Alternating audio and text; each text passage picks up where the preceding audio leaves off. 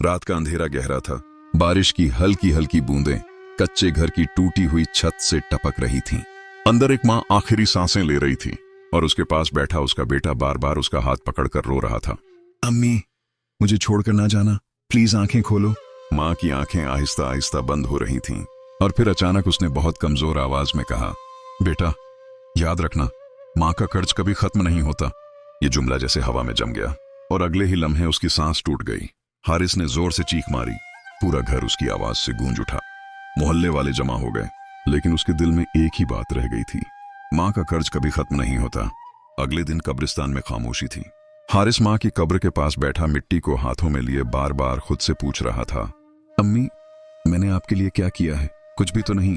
वो गरीब था, मजदूरी करता था, मगर उसकी दुनिया सिर्फ माँ थी। अब वो दुनिया ही खत्म हो चुकी थी, लेकिन असल मसला अभी खत्म नहीं हुआ था।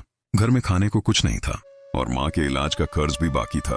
अचानक दरवाजे पर जोर जोर से दस्तक हुई। सूदखोर ताजिर सलीम खड़ा था। हारिस, पैसे कहाँ हैं?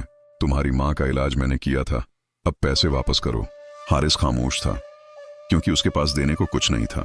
सलीम हंसा और कहा, अगर पैसे नहीं दिए तो ये घर भी नहीं बचेगा। अगले दिन वो बाजार गया लकड़ियां बेचने, मगर किसी ने नहीं खरीदी। शाम तक वो खाली हाथ बैठा था। भूख भी थी और कर्ज का बोझ भी। वो एक दरख्त के नीचे बैठकर आसमान की तरफ देखने लगा। या अल्लाह, मैं कहां जाऊं? इसी वक्त एक बूढ़ा शख्स उसके पास आया। उसकी आंखों में अजीब सी रोशनी थी। तुम्हारे अंदर दर्द भी है और सब्र भी। हारिस ने टूटे हुए दिल से कहा, दर्द तो मेरी माँ ले गई, अब सिर्फ कर्ज रह गया है। बूढ़े ने एक छोटी सी थैली उसके हाथ में दी। ये बीज है, लेकिन आम नहीं। जहां सच्ची नीयत से लगाओगे वहां तब्दीली आएगी, मगर असल इम्तिहान बाद में होगा। और वो अचानक गायब हो गया। हारिस रात को माँ की कब्र पर गया और वो बीज वहीं जमीन में बो दिए। अम्मी, अगर आप कहीं देख रही हैं तो मुझे रास्ता दिखा देना। अगली सुबह एक अजीब मंजर था। जहां उसने बीज बोए थे वहां छोटे छोटे पौधे निकल आए थे। यह कैसे मुमकिन है? 2 दिन में वो पौधे दरख्त बन गए और उन पर सुनहरी फल लगने लगे। हारिस ने एक फल तोड़ा और अंदर से चमकती हुई धातु निकली। यह सोना था। या अल्लाह, ये क्या है? फिर वो शहर गया। सुनार ने देखा तो उसके हाथ कांप गए। ये आम सोना नहीं, बहुत कीमती है। अगले ही दिन हारिस अमीर हो गया। घर में पहली बार रोशनी आई, खाना आया और जिंदगी बदल गई। लेकिन दिल में बेचैनी थी। माँ का कर्ज कभी खत्म नहीं होता। सलीम फिर आया। हारिस ने पूरा कर्ज चुका दिया। जाते जाते सलीम बोला, देख लेना, ये दौलत तुम्हें चैन नहीं लेने देगी। अगले दिन सब कुछ सूखने लगा। पत्ते गिर गए, फल खत्म हो गए और सब गायब हो गया। बूढ़ा फिर आया। तुमने माँ के कर्ज को सिर्फ पैसे समझा, असल कर्ज कुछ और होता है। अगर समझ जाते तो असल कर्ज अदा कर सकते थे। और फिर वो गायब हो गया। हारिस जमीन पर बैठा हुआ था। उसके सामने वही जगह थी जहां कुछ दिन पहले सोना उगा था, और अब वहां सिर्फ सूखी मिट्टी थी। उसके जहन में एक ही सवाल गूंज रहा था, माँ का असल कर्ज आखिर है क्या? इसी लम्हे हवा का एक तेज झोंका आया और जैसे किसी ने उसके दिल के अंदर एक नया दरवाजा खोल दिया हो। वो धीरे धीरे उठा और पहली बार उसने रोने के बजाय सोचा, शायद मैंने सिर्फ पैसे को ही सब कुछ समझ लिया था। वो रात वो सो नहीं सका। माँ की कब्र के पास बैठा रहा। बार बार हाथ कब्र पर रखकर कहता रहा, अम्मी, अगर कर्ज पैसा नहीं तो फिर मैं क्या करूं? अचानक उसे एक पुरानी बात याद आई। माँ हमेशा कहती थी, बेटा, अगर कभी जिंदगी में कुछ बन जाओ तो सबसे पहले किसी भूखे को खाना खिलाना। हारिस के चेहरे पर पहली बार एक हल्की सी उम्मीद आई।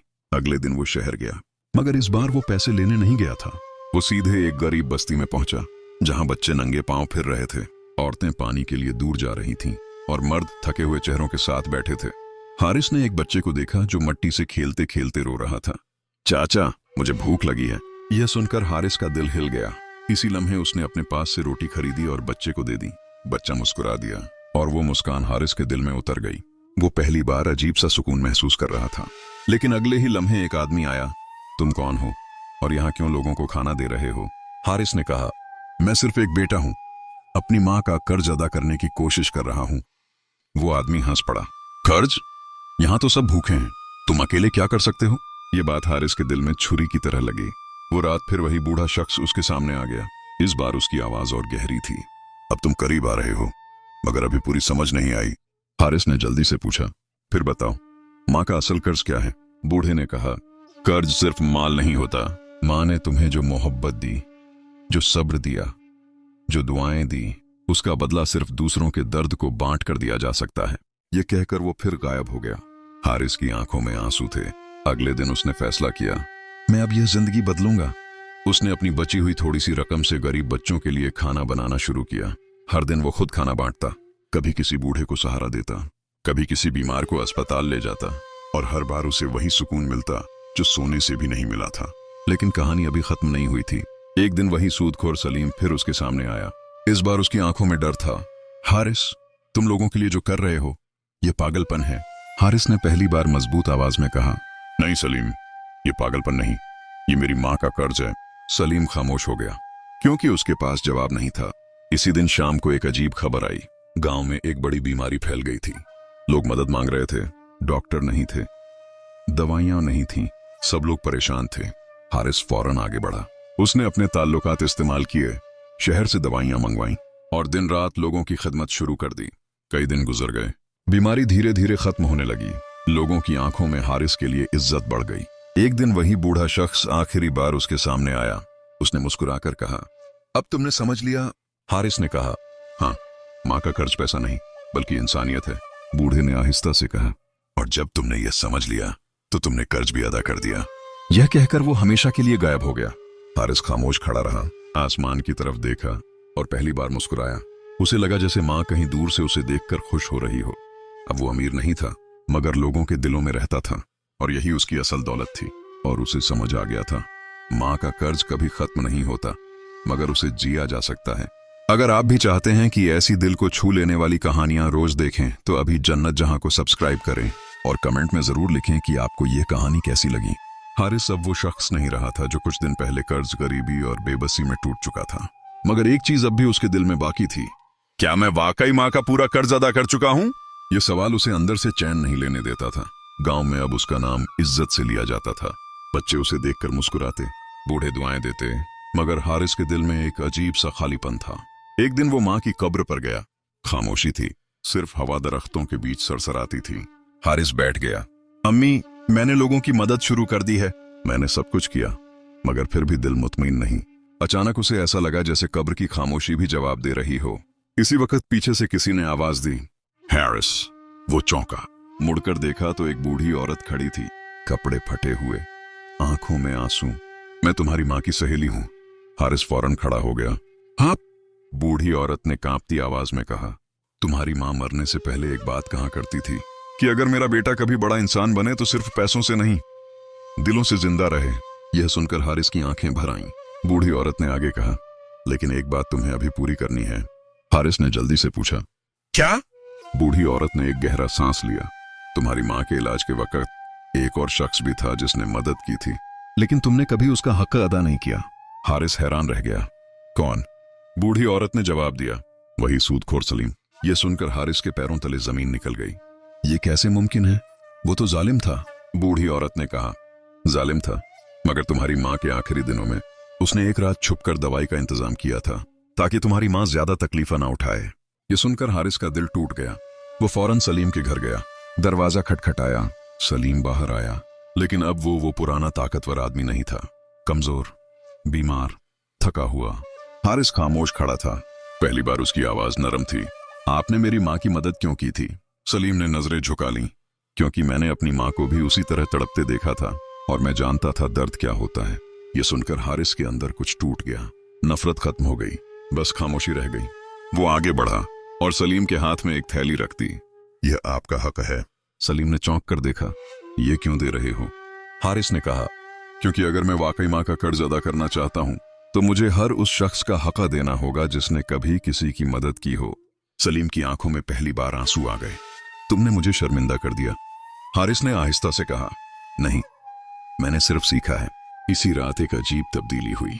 हारिस को पहली बार अंदर से पूरा सुकून मिला, न दौलत की वजह से, न इज्जत की वजह से, बल्कि इसलिए कि उसने दिल का बोझ हल्का कर दिया था। अगले दिन वो फिर गांव में गया, लेकिन इस बार सिर्फ मदद नहीं की, बल्कि एक छोटा सा सेंटर बनाया जहां भूखे को खाना, बीमार को दवा और बच्चों को तालीम मिलने लगी। वक्त गुजरता गया, लोग उसे माँ का बेटा कहने लगे, और हर कोई कहता था, यह वो शख्स है जिसने माँ का कर्ज समझ लिया। एक दिन वही बूढ़ा शख्स फिर आया, लेकिन इस बार वो कुछ भी नहीं बोला, सिर्फ मुस्कुराया और आसमान की तरफ देखकर आहिस्ता से गायब हो गया। हारिस ने भी मुस्कुराकर आसमान की तरफ देखा और पहली बार दिल से कहा, अम्मी, अब मैं समझ गया हूँ। उसके आंसू जमीन पर गिरे और जैसे सुकून में बदल गए, क्योंकि अब उसे पता था माँ का कर्ज ना कभी खत्म होता है, ना कभी मांगा जाता है, बस उसे इंसानियत में जिंदा रखा जाता है। अगर आपने इस कहानी से कुछ सीखा है तो जन्नत जहां को सब्सक्राइब करें और कमेंट में जरूर लिखें। माँ का असल कर्ज मोहब्बत है। हारिस की जिंदगी अब पहले जैसी नहीं रही थी, मगर एक बात अब भी बाकी थी जो उसे अंदर से पूरा नहीं होने देती थी। क्या मैंने वाकई माँ का पूरा हक अदा कर दिया है? ये सवाल हर रात उसकी नींद चुरा लेता था। वो लोगों की खिदमत करता था, भूखे को खाना देता, बीमार को दवा, बच्चों को तालीम, मगर दिल के किसी कोने में एक खालीपन अभी भी मौजूद था। एक दिन तेज बारिश हो रही थी। हारिस अपने बनाए हुए छोटे से सेंटर में बैठा लोगों के लिए सामान तरतीब दे रहा था कि अचानक एक छोटा बच्चा भागता हुआ आया। चाचा हारिस, एक औरत सड़क पर बेहोश पड़ी है। यह सुनकर हारिस फौरन बाहर निकला। बारिश तेज थी, कीचड़ था, मगर वो रुका नहीं। वो भागता हुआ वहां पहुंचा और जैसे ही उसने उस औरत को देखा वो जम गया। ये उसकी अपनी माँ थी या नहीं? नहीं, ये एक और औरत थी। मगर उसका चेहरा देखकर हारिस का दिल कांप गया, क्योंकि वो औरत माँ की तरह ही कमजोर, टूटी हुई और बेबस थी। हारिस ने फौरन उसे उठाया, अपने सेंटर में लाया, गर्म कपड़े दिए, दवा दी और पूरा ख्याल रखा। कुछ घंटों बाद औरत को होश आया। उसने हारिस को देखा और रोते हुए कहा, तुमने मेरी जान बचा ली। हारिस ने नरमी से कहा, यह तो मेरा फर्ज था। औरत ने आहिस्ता से कहा, तुम्हें पता है मैं भी एक माँ हूं और मैंने अपनी औलाद को बहुत पहले खो दिया था। यह सुनकर हारिस के दिल में एक जबरदस्त झटका लगा। उसे लगा जैसे जिंदगी उसे कुछ और समझाना चाह रही है। औरत ने कांपती आवाज में कहा, अगर तुम ना होते तो शायद मैं भी अपनी माँ की तरह किसी के इंतजार में मर जाती। यह जुमला हारिस के दिल में उतर गया। इसी रात वो बहुत देर तक जागता रहा। माँ का कर्ज, माँ की मोहब्बत, सब कुछ उसके जहन में घूम रहा था। अचानक उसे वही बूढ़ा शख्स याद आया, लेकिन इस बार वो नहीं आया। बस एक ख्याल आया, शायद असल कर्ज यह नहीं कि तुम माँ के लिए कुछ करो, बल्कि असल कर्ज यह है कि तुम किसी और की माँ को भी अकेला ना छोड़ो। अगले दिन हारिस ने एक बड़ा फैसला किया। उसने अपना सेंटर गांव से शहर तक बढ़ाने का फैसला किया, ताकि हर वो माँ, हर वो औरत, हर वो बच्चा जो अकेला है, उसे सहारा मिल सके। वक्त गुजरता गया। हारिस की जिंदगी एक मिशन बन गई। अब वो सिर्फ एक बेटा नहीं था, बल्कि हजारों माँ के बच्चों का सहारा बन चुका था। लोग उसे इज्जत से देखते और कहते, ये शख्स माँ के कर्ज को जिंदा रखता है। एक दिन गांव में बड़ा इज्तिमा हुआ। सब लोग जमा थे। हारिस स्टेज पर खड़ा था। उसने माइक लिया और कहा, मैंने जिंदगी में बहुत कुछ खोया, माँ को, दौलत को, सुकून को, लेकिन मैंने एक चीज पाई, सब खामोश हो गए। हारिस ने आसमान की तरफ देखा और आंखों में आंसू ले कहा, मैंने समझा कि माँ का कर्ज पैसा नहीं, दुआ नहीं, बल्कि वो एहसास है जो तुम्हें मजबूर करता है कि तुम किसी और की माँ को रोता ना छोड़ो। पूरा मजमा खामोश था। किसी की आंखें नम थीं, किसी के दिल में लर्जन थी, और उसी लम्हे हवा का एक नरम झोंका आया, जैसे किसी ने आसमान से दुआ दी हो। हारिस ने आहिस्ता से मुस्कुरा कर कहा, अम्मी, अब मैं आजाद हूं। और उसकी आंखों से आंसू गिरकर जमीन पर नहीं, बल्कि जैसे सुकून में गुम हो गए। कहानी खत्म हो चुकी थी, मगर सबक हमेशा के लिए जिंदा था कि माँ का कर्ज कभी लफ्जों में नहीं चुकता, वो सिर्फ अमल में जिंदा रहता है। अगर आपने इस कहानी से दिल से कुछ महसूस किया है तो जन्नत जहां को सब्सक्राइब करें और कमेंट में लिखें, माँ का कर्ज मोहब्बत और खिदमत है। और याद रखें, जो अपनी माँ को याद रखता है, अल्लाह उसे कभी अकेला नहीं छोड़ता।